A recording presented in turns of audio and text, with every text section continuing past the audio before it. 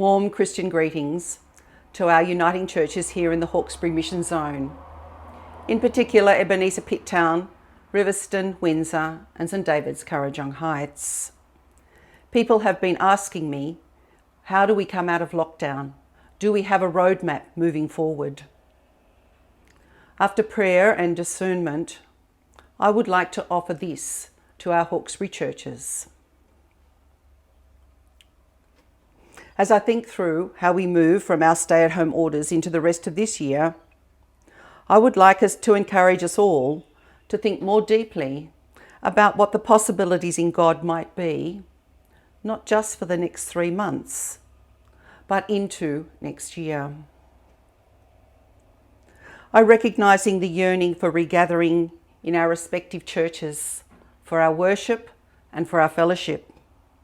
However, I invite you to allow God to hold this yearning for you at this time, so we can move a little bit more deeply into what those possibilities might be for us. At the end of March last year, the world changed irrevocably, and so did the life of our churches. Perhaps we did not know it at the time, but now I think the changes have become more evident. As we went into lockdown, many of us at first struggled and then adopted new ways of being church. My thanks to those who made me very welcome, and my thanks also to those who accompanied me on that very steep learning curve of how to keep our churches alive and be relevant to what was happening. Now that we're coming out of lockdown for a second time, the world is further changed by a strain of the coronavirus that is highly infectious. And the nature of passing on that illness is even more probable because of its infectious nature. But we remember also that we don't know we're passing it on until we become sick ourselves. We thank God that we have access to vaccines and that 82% of the New South Wales over 16 population are now double vaxxed. But I wonder, and I suggest to you now, that perhaps we're being asked to do a new thing here in the Hawkesbury. And it will take all of us to discern what that might be, to shape this discernment and the decision making that will follow it. My suggestion is that the next 2 months look like this. On Sunday the 31st of October, we begin live Zoom worship. For 4 weeks, we will worship asking courageous, curious, and committed questions to make sense, to help us make sense of the last 18 months. Each week we will ask a different question. Where are you from? Where does it hurt? What do you need? And where do we go from here? One of the things I do know is that we will build resilience on top of the strength already inherent in our faith communities, and resilience to face the future, not with apprehension, but with God's courage. So that we can all access live Zoom worship, I invite those of you who can to invite those of us who cannot into your homes to worship with you, so that all may gather for worship across the Hawkesbury Zone. Access to worship is about our well-being, our flourishing. And to continue answering the last question, where do we go from here? I suggest that during Advent, a time of waiting for the child who comes and changes everything, we worship together on the lawns of the Ebenezer Church, culminating in our Christmas Day celebration, worshipping in the same way.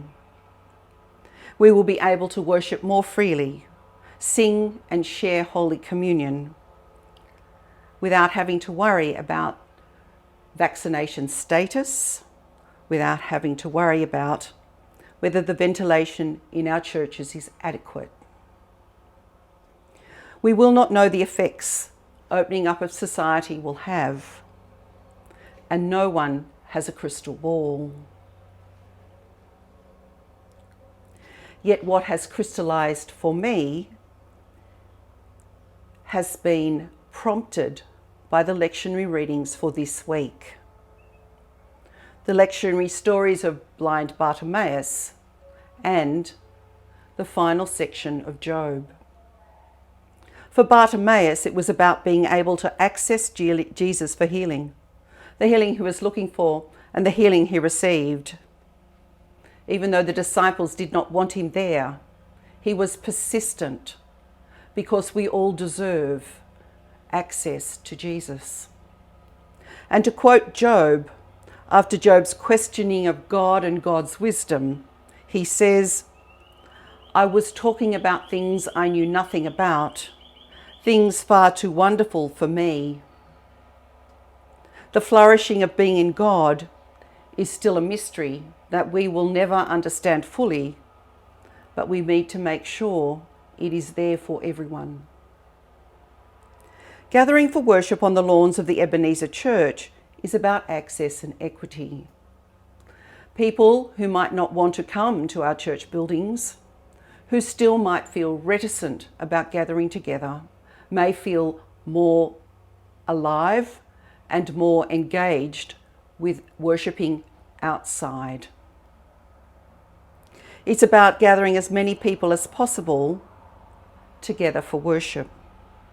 As I said earlier, I invite you to allow God to hold your yearning for what you have known, so that we may make a commitment to Jesus' commitment to the flourishing of all people.